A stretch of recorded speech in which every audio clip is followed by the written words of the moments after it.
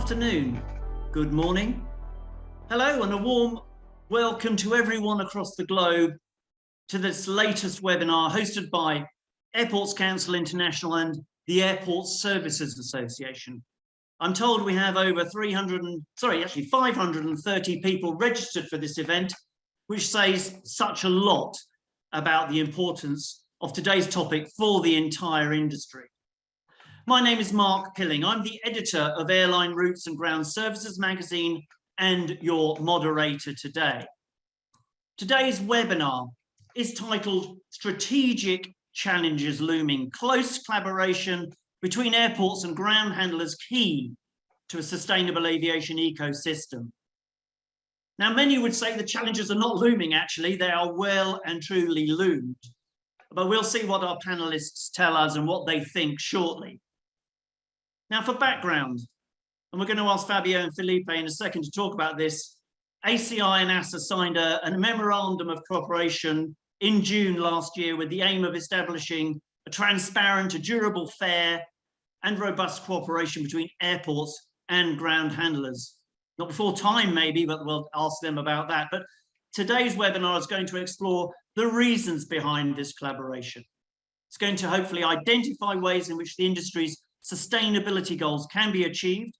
It's going to address the great resignation and subsequent workforce shortages that many of us are seeing and experiencing. It's going to look for solutions for improved resilience, and it's going to identify how to ensure high levels of safety and customer service despite all these ongoing challenges. Now, we welcome, of course, your questions. Please post them on the Q&A part of the chat, the Q&A part of the system, not to the chat. And we'll try and answer as many as we can as we go along. So do keep those coming in and we will get to them. Now to the action. And I'm delighted to welcome 5 real experts to today's webinar. We've got Attila Korkmazulu. He is the CEO of Ground Handling and Cargo at Çelebi, the large Turkish ground handler globally operating. We have Luis Felipe de Oliveira, the Director General of ACI World. We have Fabio Gamba, the Director General of ASA. Very, very pleased to welcome Gabriel Mocho, the Director of Civil Aviation of ITF, the International Transport Federation, representing many airport and service company workers around the world. Welcome.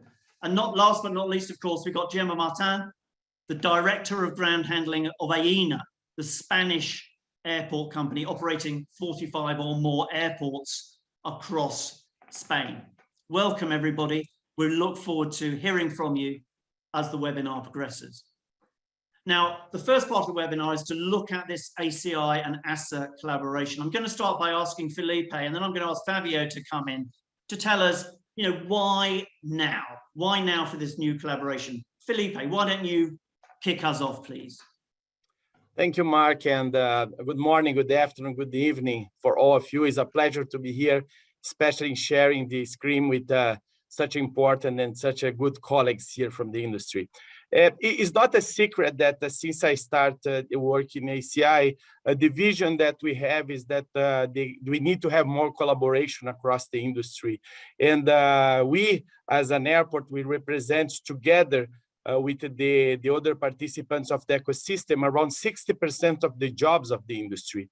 And that means the ground handlers play a key role on the safety and security aspects of the industry, and they are part of this ecosystem, and you need to work together towards a better industry with the focus in the passenger, with the focus in our employees, with the focus in better services for our members as well. That's why this agreement that we reached last year is an agreement of collaboration, the way that you can work together towards regulatory framework, campaigns and ways to work together in different areas, and basically also work through ICAO in terms of to provide a clear regulatory framework that will support this important part of the business that is the ground handlers. Safety is our priority. and airlines, airports, and ground handlers need to work very close on that issues as well, and turn not an issue, but to mitigate that issues and make a better industry for all of us. That's why I have a way to continue to talk about this partnership for long, but I will leave maybe back to you or to Fabio to continue this discussion. Thank you.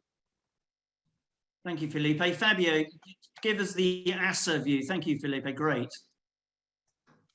Yes, good morning, afternoon, and evening to everyone, and very glad to be here with everyone today. It's always difficult to speak after Felipe because he's pretty much said it all on the topic. I would simply add to this that obviously airports and ground handling have a symbiotic relationship, and there was no need for a specific memorandum of cooperation to be signed to witness this symbiotic relationship. But it's just that I think we felt, especially in the midst of the pandemic that was back sort of summer last year, that there was more than simply a symbiotic relationship, and that we were sharing exactly the same challenges, both airports and ground handlers, that warranted a formal recognition of that in order for us to devote parts of our resources to explore, let's say, not so much areas where we could collaborate, because we can basically collaborate on pretty much everything, but explore areas where we could really try and make a change. Because, and we're going to talk about that, I guess, at a later stage today, this industry is really confronted with a challenge that is unprecedented. And I think we won't be able to address these challenges if we are not really sticking together.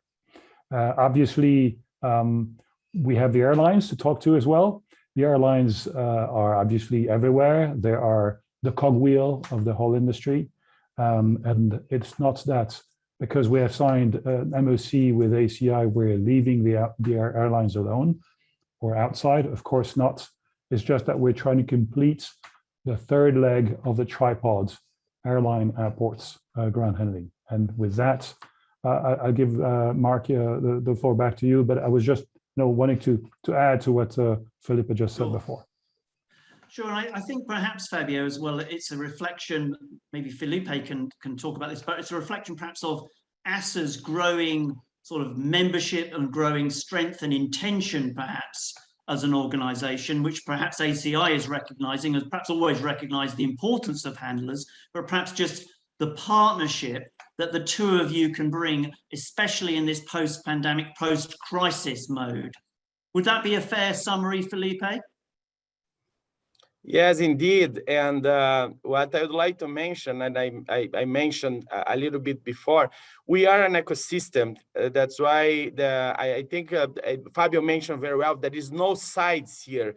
We all need to work together, not only to get out of this crisis that is unprecedented for the industry, but also to continue to grow and there is a phrase for ICAO that is build back better and build back better together. And I think that is the intention, and work together as a community, as an ecosystem, will provide us much better results for the whole aviation ecosystem, not only for two of us or three of us, because sometimes we mention airlines, airports, and ground handlers, but we have a range of the participants of this ecosystem that sometimes we don't mention, but they are crucial for the process as well. And I think if we started together, we can grow this unity as an industry to build back better and to build back much efficient aviation ecosystem for the future.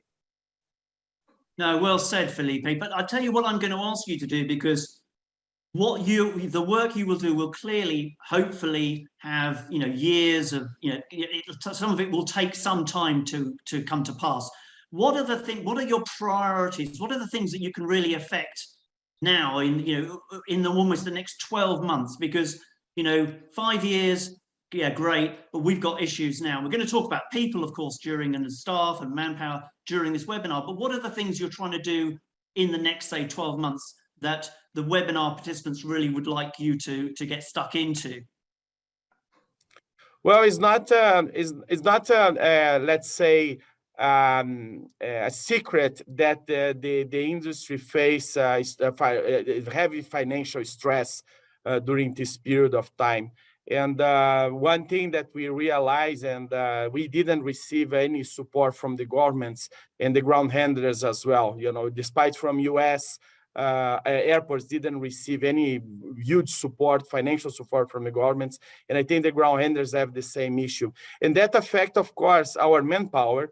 And I think we have Gabriel here that can mention that as well. That's why we have a lot of layoffs during this period of time. And now we need to face how we can come back to operation with the high levels or important growth in terms of the number of the flights and number of the passengers, how we can cope with this growth that need to bring back these professionals to work with us that involve capacity building, involve training, involving a lot of ways that you can, as a community, need to find a ways to work together and to bring back these professionals that will work and help us on this process to recovery, and of course the continued process to grow for the future as well. In addition, there is a lot of things that you need to start to act very quick. You know, I think the pandemic raised other issues that the industry have, and one of them, of course, is the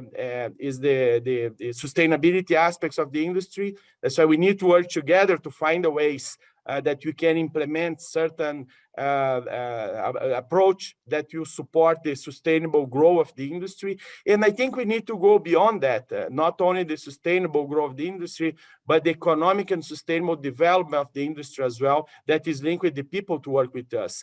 That's why this shock that we are having now to bring all these people back to work will be crucial for us to build back better, and again, to provide the growth that the industry needs. And you only achieve that if you find the ways that you can work together on these matters. Fabio, did you just want to have a little last say on the collaboration and some of the priorities as you see them? I'm sure Felipe's knocked a few of them out of the park there, but what's your thought?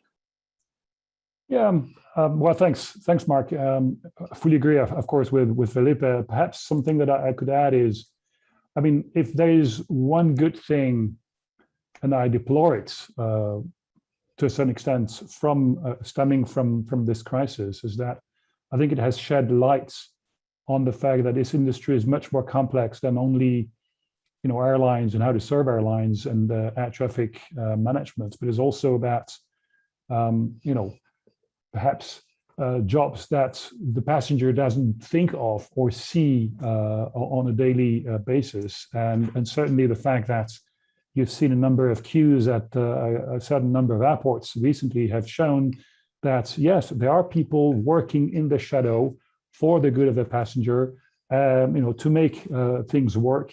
They are a crucial part of the journey. They're a crucial part of the safety.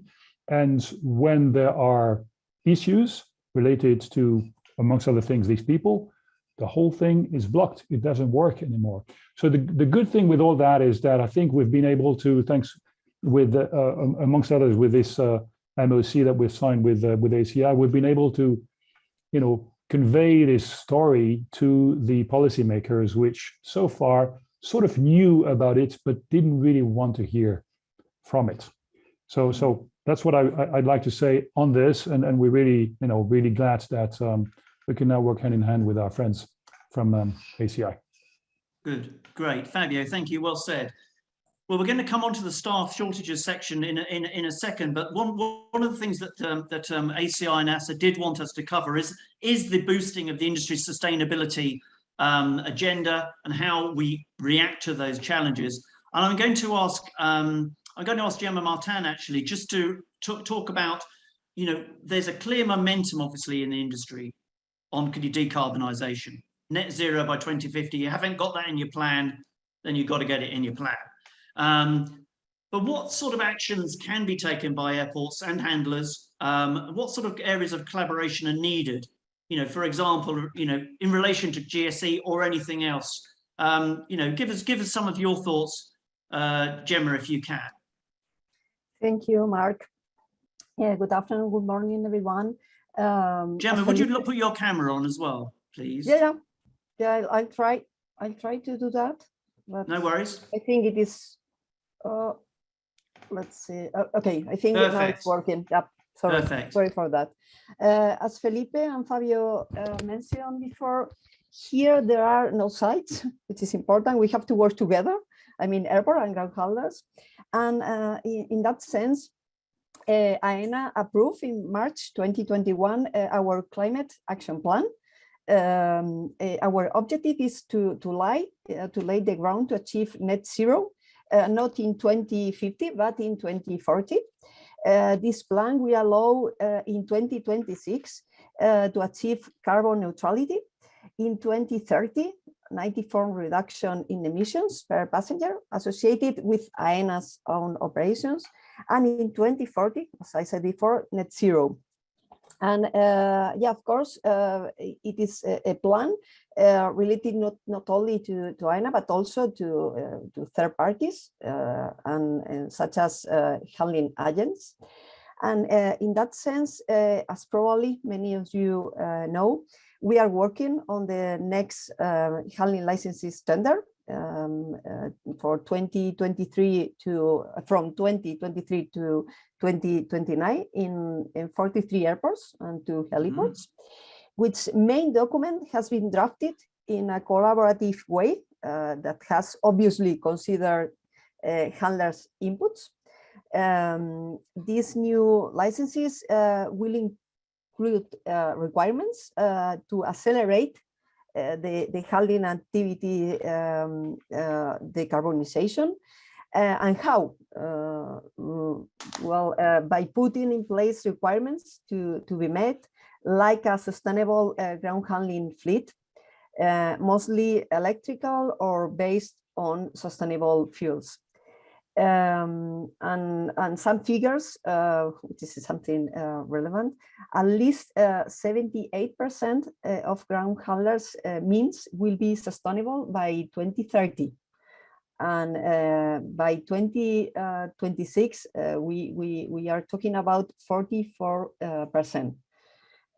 So there is therefore a joint objective, I mean AENA and ground handlers, of promoting sustainability and acting as a drive for a green recovery of the aviation industry.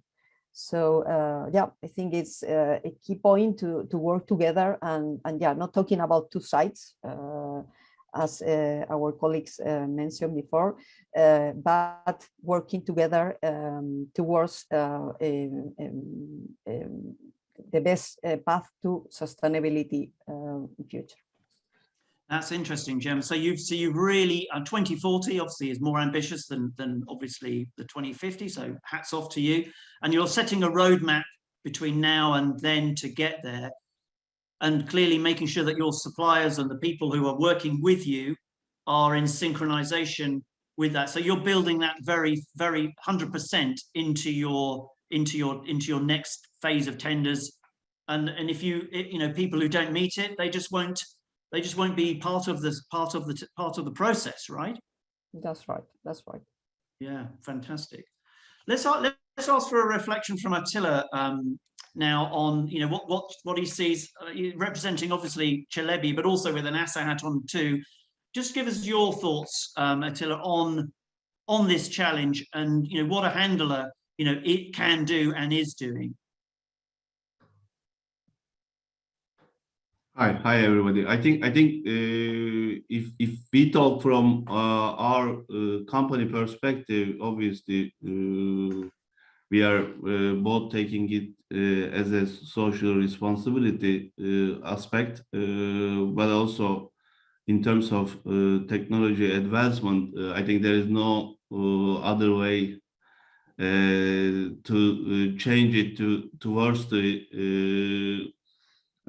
future actually related to electric GSEs, because the handlers are mostly using the electric GSEs if they would like to be zero carbon emission company. Actually, there is no other way, because this is the part. But from the regulatory perspective, it changed from place to place. I think how it will change over the years. There is always a debate for the handlers whether is it the right time to start to transform, or should we wait for a subsidization, because subsidies from the government are really started to be announced, with the visions started to be announced in the last 2-3 years. I think so, especially on the emerging markets, is changing. As Çelebi, we are already starting to renew our equipments towards the electric motorized equipments. But from the ASA perspective, what I could say, I think it's a mix of how advanced will be the regulation changes, how quick those will be, but also it's related to how much the airlines are ready to pay for those, because for wide body equipments, is quite expensive. If I give just a benchmark for a wide body high loader, 7 tons high loader, if it is 200,000, one of them, electric one is almost triple time higher capex. So that's why it's a challenge in a way to still keep inside the same pricing while turning it to the sustainable environment. So I think it's a little bit both work for the airports, airlines, and handlers.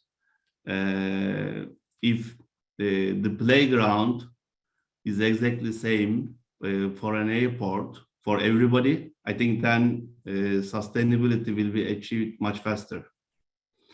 If not, then there will be patchy surfaces, because if you are in a competitive airport, how do you handle that actually if your competitor is not buying or spending capex for electric equipment? Is quite expensive to keep that up with your own pricing. So what's the answer, Attila, then? Is it going to be? You say it's a bit patchy. It's going to be a bit messy, maybe, or I think if the regulations are not going to be clear, this will be a little bit messy on some areas. I see. So that's why I think the airports, ASA, and the regulator makers has to work together, I think, on that front. So if the framework is not set up properly, I see a quite problematic future in the next 5 to 10 years, I think. Yes, because there'll be a transition phase. Well, and this is obviously, you've just given Felipe and Fabio a new agenda item for them to go and work on. That's Attila. That's exactly what a chairman of an association does. Good work. But of course, the challenge of this is, in some airports, it might be regulated within a country, mightn't it? A country might make this happen, which would kind of make it in that country a consistent application to everybody, perhaps. I fully agree on that one. However, whether the countries are going to do that in general or based on the sector. So how will that be, and which sector is going to be considered for aviation? Because it depends how they put the regulation. If they are not very clear on in terms of whether it is sector based from the industry perspective or whether it is only equipment based, actually it could be tricky. Absolutely. Well, I mean, sustainability is a topic, no doubt, is going to be at all of your AGMs and all of your meetings through this year. So I'm going to pause on sustainability at this moment, unless I can't see anybody else coming up with my other panelists. Felipe, did you want to make a point? You've sort of raised your hand there. Just come in, please. Yes, thank you, Attila. I think you raise a very interesting point. And when I look at sustainability, we are the first international organization on the aviation side that announced last year our net zero carbon emissions by 2050. And we're pleased that certain our members, like AENA here, are reaching this target even early, and that is great. It's a great result. But as a global organization, we need to consider all the aspects of the industry, and of course, the whole world that is, they have a different, especially grids of energy to reach this decarbonization process as well. But one of the important points, I think that to cope what Attila and Fabio said, as we as an airport, we are enablers. That's why it doesn't matter if Attila invests in all the electric cars and you don't have points of energy for these cars to recharge. You know, that's why this communication between the entities, airports and ground handlers, are very important as well, to do the right investments and of course to get the outcome that you needed, that is the decarbonize the system as well. That's why this interrelationship that we have goes beyond of our normal activities. We need to have an interaction, especially in areas that will affect both of us. Yeah, well said, Felipe. Gemma, did you want? I could see you nodding vigorously there. Did you want to add anything to Felipe's point there? No, I think it's totally right. We have to enable this operation for ground handlers. And yeah, for instance, in our case, we are working hard on having enough charging points. We are talking about more than or almost 300 charging points in our network. And step by step increasing them year by year, because yeah, it is necessary for our ground handlers to have the needed infrastructure to apply or to fulfill all the regulatory requirements and our requirements as well. So yeah, I think it is mandatory for us to work together. I mean, airports and ground handlers, in order to reach the goal. And I agree with Attila on the solution is not easy, but yeah, but on the other hand, it's crucial to focus on the change towards a more sustainable operation at airports. Yeah, but he's right. Regulation, yeah. Sometimes doesn't make it easy, and yeah, but we have to look at future and yeah, to work towards that more sustainable operation. No, absolutely. Mandatory is the word. Obviously, in 2040 is your key date there, Gemma, with your roadmap. Okay, that's great. So let's move on and talk about the issue, the really sort of pressing issue. Sustainability is going to be with us for our careers now.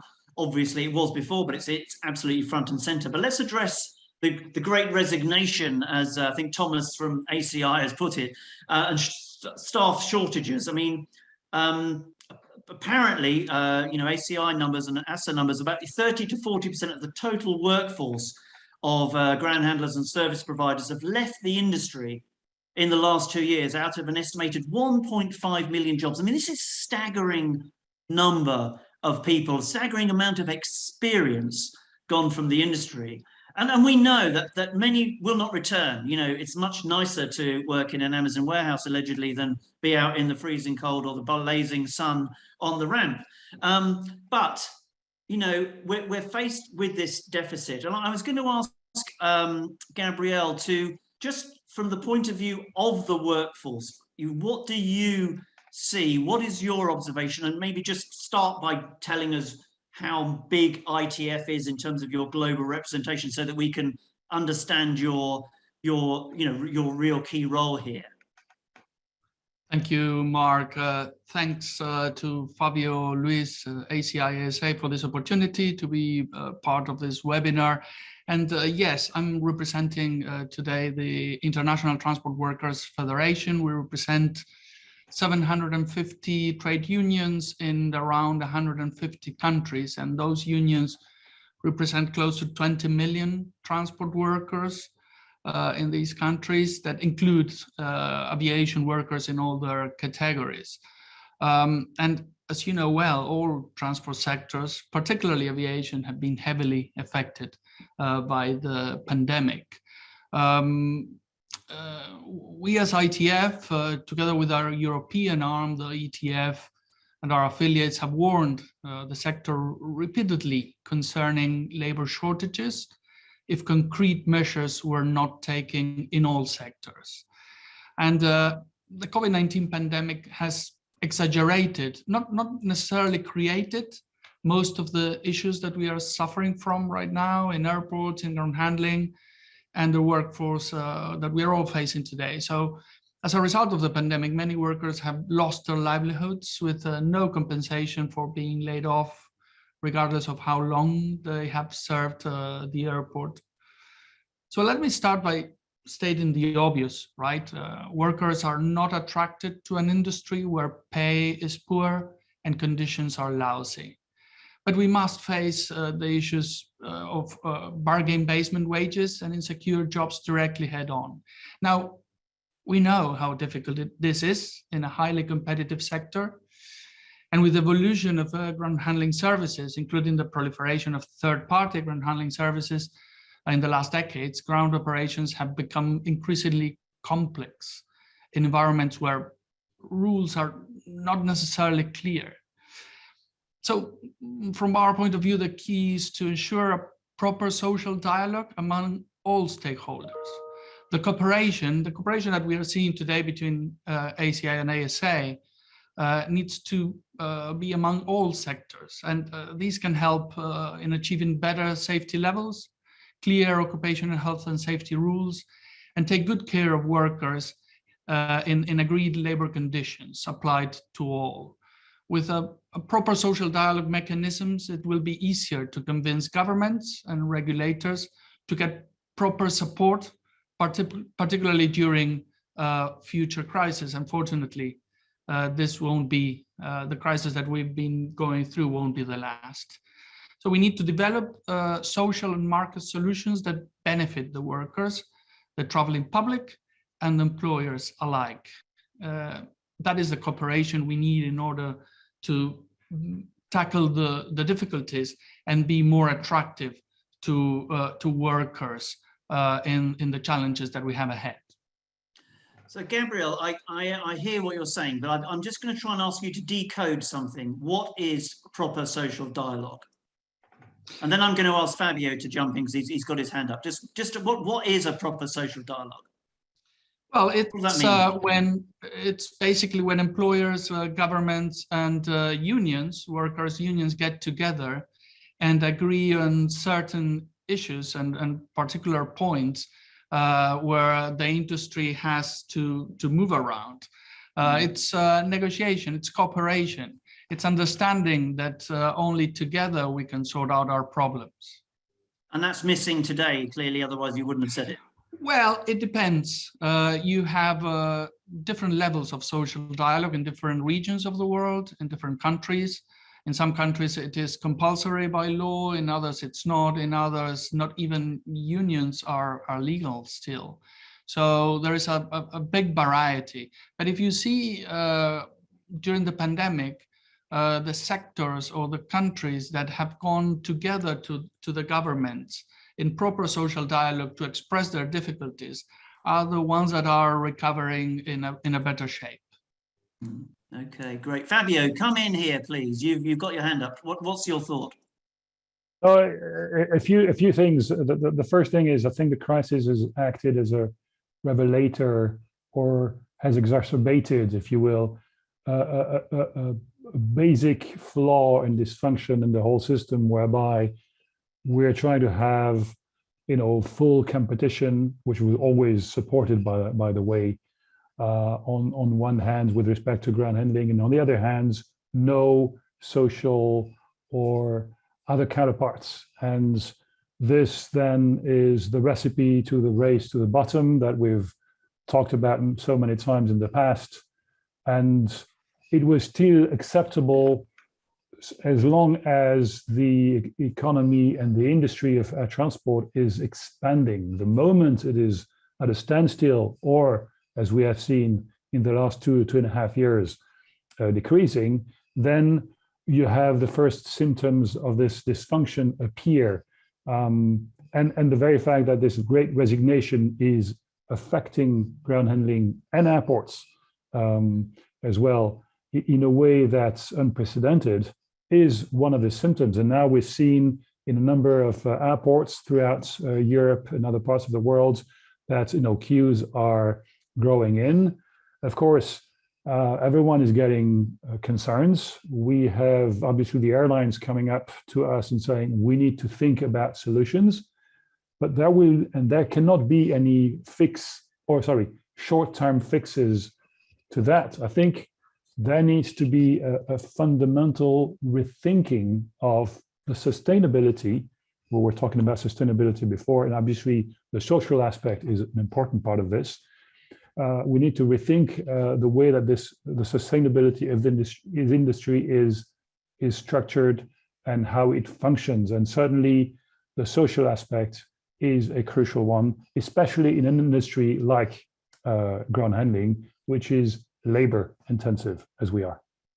So I'm going to ask the Attila and Gemma to comment, but I'm just going to go back to Gabriel. So when you hear that from Fabio, do you think, yeah, I can work with this association, I can work with ACI together, and sort of further this cause? Who else do you need to get this going, Gabriel? Well, I think we have a good understanding with ASA and ACI, particularly in Europe, and we are trying to grow that globally. With Luis Felipe and with Fabio, we've been working through the pandemic and having common understandings, and you can have a look in our websites that we had even common declarations.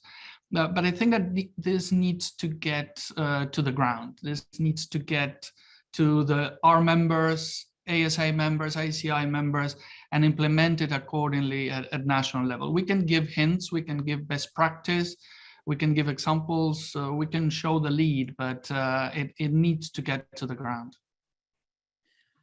Gemma, so thank you, Gabriel. Gemma, from an airport perspective, just what do you take from that?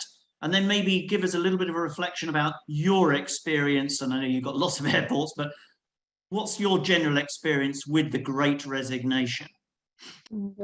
Yeah. Several European airports are I mean, it's our experience, the one from Europe. And several European airports are experiencing staff shortage, directly or indirectly.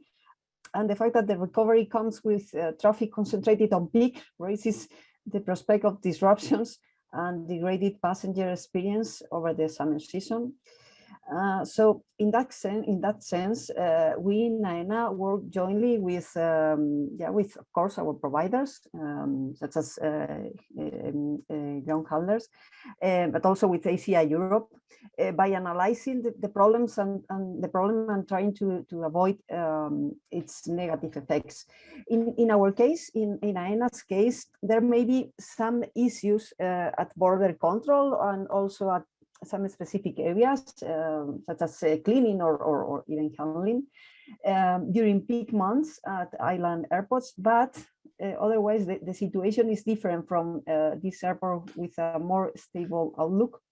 The reasons for our context may be the maintenance of the airport staff during COVID, the use of furlough schemes by external companies such as handling agents, and of course something that Gabriel mentioned, which is he said something like, or some important things such as good take of workers, giving them proper support, training, and of course a safe work environment. And I think he said something like everything of that lead us towards a proper social dialogue. And I think in our market, in Spanish market, that happened some years ago. And the result was a collaborative agreement signed by ground handlers and worker representatives. And I think that agreement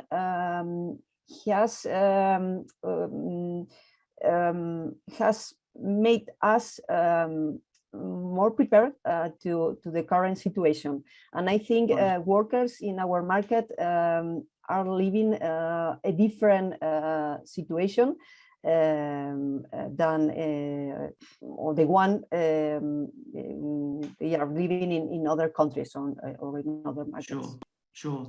So Jem, that's interesting, Jem, that you've already implemented, if you like, at national level some of the points that Gabriel was referring to. Has Spain? Do you have a great resignation crisis, a staff shortage? I mean, you must have vacancies as ever, but is this something you recognise, or are you? I get the feeling you're coping. Actually, that's what you're saying. No, I think it's what I said. We've been seeing across European airports is maybe a bigger issue than the one we are having here in Spain. Yeah, perhaps we will face some issues in airports located in islands. Yeah, because the tourism or those airports focus on tourism perhaps will face those some issues during peak seasons, I mean, or during peak moments, but it is not a general issue for us in our airports, and that's perhaps the reasons are the ones I tried to mention before, and one of them, one important reason is the one related to the collective agreement. I think it's something that Gabriel mentioned as a solution. I mean, and I think we found that solution some years ago, and it has become crucial for recovery and for facing the times that we are living currently. Yeah, absolutely. Attila, from your perspective at Cilevi, the great resignation issue, staff shortages, obviously you're operating a lot of places, a lot of different countries, so it's not, I'm sure it's not the same everywhere, but what's your observation? For Cilevi, I think because we are in a more emerging markets, I wouldn't say that this is a big issue, because out of 42 stations, 40 stations for us is at the emerging markets, and only 2 stations is in Europe, and they are affected heavily, obviously. So, but from ASA perspective, I think, especially in Europe and US, this was a very big issue, obviously. So I wouldn't say that, as you mentioned, this is across the board, everywhere there is a problem. So it's not basically. But when we look how this is played in US, for example, while COVID came, the aid also came for the ground handlers as an entire industry up to a level. But in Europe, in rest of the world, governmental aids were not there for each and every country, and there were countries where there were no single penny aid for the ground handlers, while having a lot of support from the governments towards the airlines mainly, but also to other sectors, but not to the ground handlers. I think one of the key things there we discussed within ASA was related to recognition of the ground handling companies as an important sector player was missing at some countries, and we started to work on that one heavily, but it's not enough, obviously, that we work on that alone. And as it's mentioned, we need to work together with the ACI mainly on that one, and also with IATA, I think. But we already started to talk with ACI, as Gabriel and Felipe mentioned there. So one part is recognition that the handling is a vital part of the airport community. But the second thing, I think we need to work more when we look at when people left their job, they realize that there is a different world out there with much less pressure. Maybe the same payment is there, but it's not 7/24. So it's more regular working style. And instead of counting minutes, you are counting hours at the logistics sector, or even days, or today or tomorrow. So there's a big difference between aviation and the rest of the logistics sector. Maybe if you go to Amazon, it's different, but on majority of the logistics sector, it is hours or days actually. So that's why I think this is a pretty big difficulty to get them back who left their job. And one of the key things comes into the picture, self-fulfillment. So if I am getting paid low, as Gabriel mentioned, if I am having a pride on what I'm doing, maybe I could continue to do that. But if I am blamed when the things are going wrong, then it's much difficult for me to go back to that sector. So that brings us to the just culture idea, actually. And this just culture idea is not only related to, I think, ground handlers, it's a community work. It starts from the customer, even from the passenger, but let's say it starts from the airline. It also goes hand in hand with the airport, and also with the handler itself, handlers management as well. Because if handlers management is not protecting or trying to protect and support their employees, and it becomes a blame game. And when it happens, there is no self-fulfillment actually for the employees. And would you go back to an industry where you get paid low and you don't get recognition on what you do? Maybe you are not doing great, but on the things you do well, at least there has to be an appreciation. I think that these are the key things that we need to work on together. And we already started a strong dialogue with ACI and to work on together. Also, we are starting to discuss with IATA that one, and it's a big topic within ASA, actually, how to handle the things. And as a community for the airports environment, I think to attract the employees, whether it is daycare centers, whether it is another infrastructures to make it enabling on a mutual cost perspective to all the community members, what we could do, we should talk. So, you made some great points there, Attila. Thank you very much. And I think just culture, will come on to that, because obviously this is about fair and equitable, a sensible working place. But who would have thought that our industry, aviation, wasn't as sexy as logistics? How did that happen? Well, that's insane, isn't it? Anyway, maybe they're making more money than us. They obviously are. But we got a question, which, Attila, I'm going to ask you and then Gemma to talk. Well, any of you guys can look at it. But it came in from Kyle Cummings, it comes to this point about safety, just culture, efficiency as well. He says, how do we bridge the gap between the financial position of the handlers, the staff shortages, and the operational requirements of airlines and airports? You know, quite a difficult question in a way, but does it have an impact on safety and efficiency, this trying to bridge this gap? Who'd like to have a go at that one? Fabio?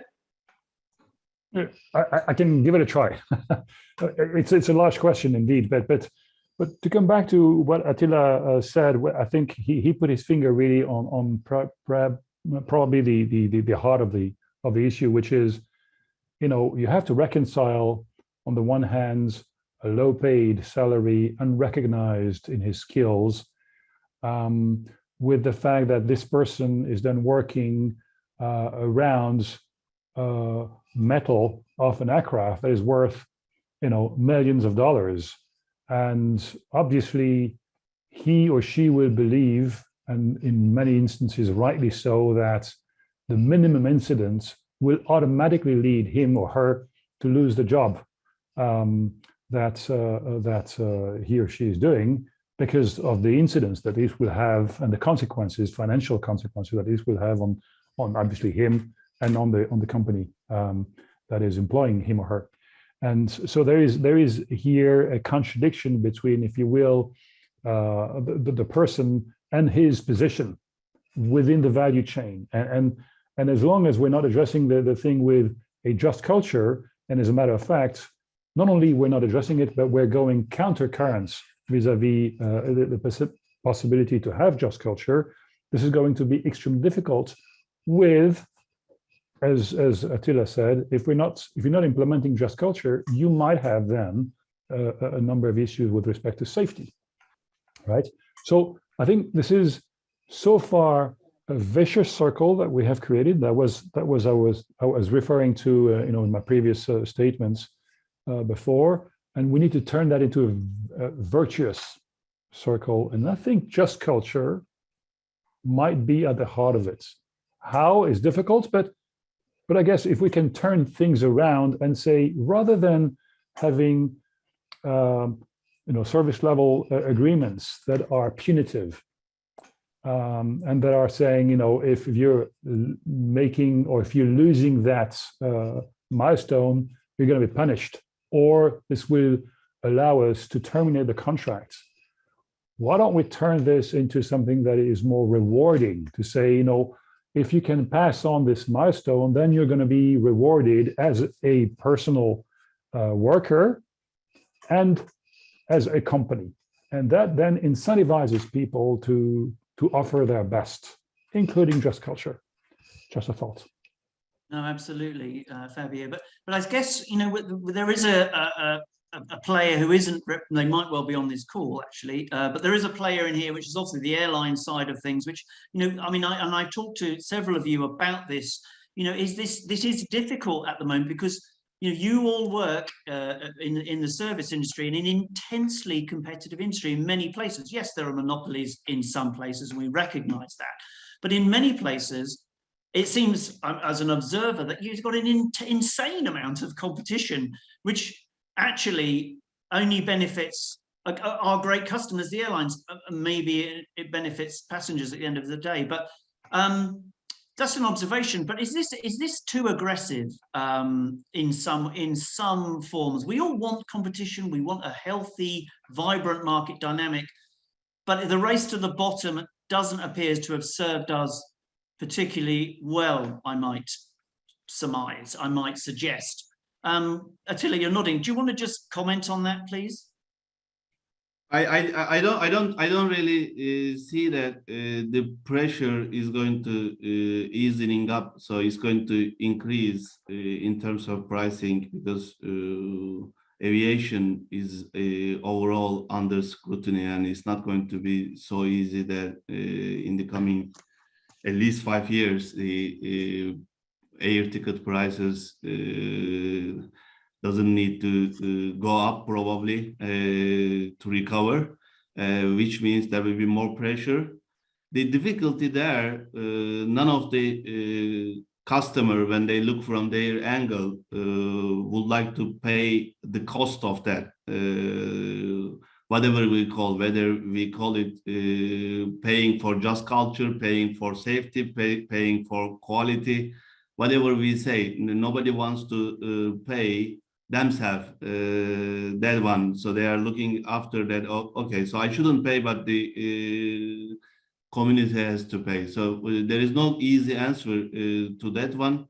I think the only answer could be created around the airports, actually, whether airports could put SLA within those airports, which is acceptable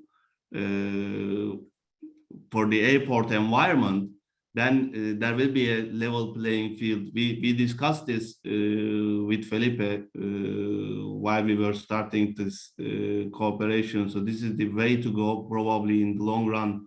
There are difficulties around it to have the same, I think, level playing field everywhere. Because without breaking up, you have to manage it well. And how do you make it happen is a big question mark. But at least from the safety perspective, there could be minimums for the airports. And airports are going to take care together with the handlers, that part. Then at the end, there will be a cost base, which has to be split for the airport towards the airlines. And then maybe the prices are going to rise slightly, but you can't do much about that. On the absence of it, nobody wants to pay, and this will never be fixed, actually. So Attila, I take your, I take your point, and that's quite in a way, a stark warning. We are coming to the top of the hour, so I think we've covered a lot of ground. But I think your sort of point there is definitely something that you are all going to be working on, not just recovering your industries, not just restoring your businesses and supporting your customers, but of course this idea of a just culture, of actually finding a place where you've got a business that everybody can make a decent living out of and a decent return, but costs are going to be under pressure, and you're going to be under pressure of this. Let's just go around the floor, because we've answered several of your questions as we've gone through. I'm just going to start with with Felipe. Just one sort of, what's the one top thing that you want to see perhaps this year? And I'm going to ask you all that question. Your top priority, please, on this staff. Let's keep it on the staff thing. Yeah. I think Attila mentioned an important point. We are discussing with a service level agreement, that's a standard service level agreement that will help us to have a kind of minimum standards that we need to have in the airport side for the ground handlers. And that's, of course, will help to all having the same standard, to how all have the same conditions to compete in certain ways. I think what the second point that I'd like to add is linked with that is the high-level conference in ICAO. We raised that point because there is not in ICAO there is not approach on the ground handler side. That's why the social and economic activity and the benefits that generate by the activity in the airports, and we are including that together with the other organizations. I think, as Gabriel mentioned, we have a joint statement on that as well, and I think that's a good sign that we are going on the right direction. And then I know we are going out Felipe, of time. I'm going to ask you. I'm going to stop you there because we've come. I'm going to ask Gabriel to jump in because you've had 2 points. You can't have a third one. Sorry, even though you're the boss. Gabriel. Yeah, thank you, Mark. I was listening to Attila. He asked if we ask passengers if they want safety standards, can they pay for that? I think that if we are not asking the right question, then if we are not having some support for safety levels and safety standards.